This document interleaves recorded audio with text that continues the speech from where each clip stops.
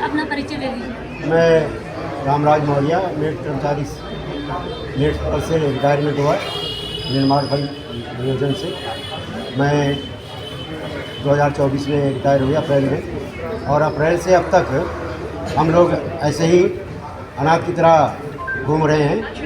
गर्दा की ठोकरें खा रहे हैं। सर्वप्रथम तो मैं आपके चैनल को धन्यवाद देता हूं इस मंच के माध्यम से, और मैं आपसे और आपके चैनल से आपसे निवेदन मेरा ये है कि आप लोग आने के लिए बहुत बहुत धन्यवाद। लेकिन हमारी खबर जो है 41 दिन आज हो गए, और अमनसन को क्या नाम के 31 दिन हो गए। मतलब इस राज्य में, छोटे से राज्य में, मुट्ठी भर राज है ये, लेकिन इस राज्य की दुर्भाग्य ये है कि ये कर्मचारी हित में कर्मचारियों का शोषण किया जा रहा, जबकि माननीय प्रधानमंत्री के,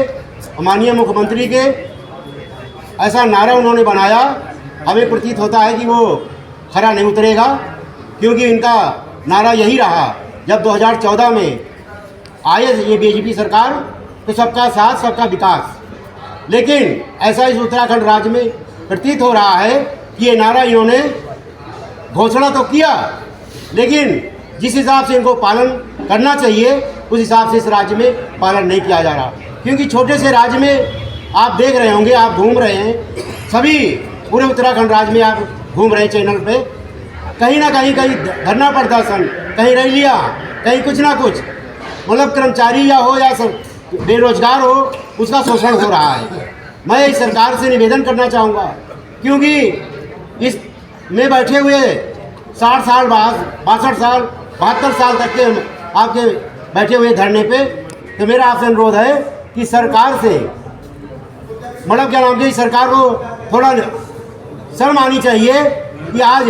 31 और 41 दिन से बैठे हुए, लेकिन कोई सुध लेने वाला नहीं है। जबकि हमारे पास राइटिंग में कम से कम 15-16 विधायकों ने लिख दिया, पूर्व मुख्यमंत्री ने, हरीश रावत जी ने लिख दिया, माननीय कुशियारी जी ने, पूर्व मुख्यमंत्री ने लिख दिया, कर्नाटक के राज्यपाल रहे जो वो, और राज्य मंत्री ने लिख दिया, प्रताप सिंह पंवार जी ने लिख दिया, माननीय क्या नाम के सुबोध उनियाल ने लिख दिया, और ऐसे अन्य सभी मंत्रियों ने और विधायकों ने इस राज्य के, किसी राज्य के थे वो, और उन्होंने त्रिवेंद्र सिंह रावत ने अपने कार्यकाल में पालन कराया उसका आदेश। लेकिन दुर्भाग्यपूर्ण ये रहा कि धामी जी के राज्य में आते ही इन्होंने छोटा सा विधेयक ला करके खड़ा कर दिया कर्मचारियों के विरोध में, जबकि उस एक्ट में हम लोग नहीं आते। तो मेरा आपके चैनल से यही अनुरोध है कि सरकार को आप लोग जरा चेताएं कि इन्होंने ऐसा क्या गुनाह किया, न ये बंगाल के हैं, न ये उड़ीसा के हैं, इसी राज्य के कर्मचारी हैं। इन्होंने विभाग में, चाहे PWD हो, चाहे सिंचाई विभाग हो, इन्होंने 60 साल सेवा करी, तो इनका अधिकार है। जबकि इन्होंने 20% 80% को दिया और 20% को छोड़ दिया। तो मैं आपकी चैनल से अनुरोध करूंगा कि इन्हें भी ये सरकार न्याय दे और तत्काल इसको क्या नाम से फैसला करे। अगर हमारा इस मंच के माध्यम से आपको अवगत कराऊं कि जब तक आदेश हमें नहीं मिलेगा हम यहाँ से उठेंगे नहीं, क्योंकि हमने राज्यपाल को लिख के दिया है, अगर आप पेंशन नहीं दे सकते, तीनों जितने भी कर्मचारी हैं सेवानिवृत्त, इन्हें मौत की सजा दी जाए। इसीलिए हम लोग ऐसे खाली नहीं उठेंगे, चाहे हमें मौत की सजा मिल जाए, लेकिन हम आदेश लेके उठेंगे। सर 2 लोग शहीद हो गए हैं यहाँ पे, जी हाँ, फिर भी हमारी सरकार को शर्म नहीं आ रही। तो ये जो आपका धन्यवाद है, जो आपको पीड़ा लग रही है, लेकिन इस सरकार को पीड़ा नहीं लग रही है। मैं आपसे निवेदन करूंगा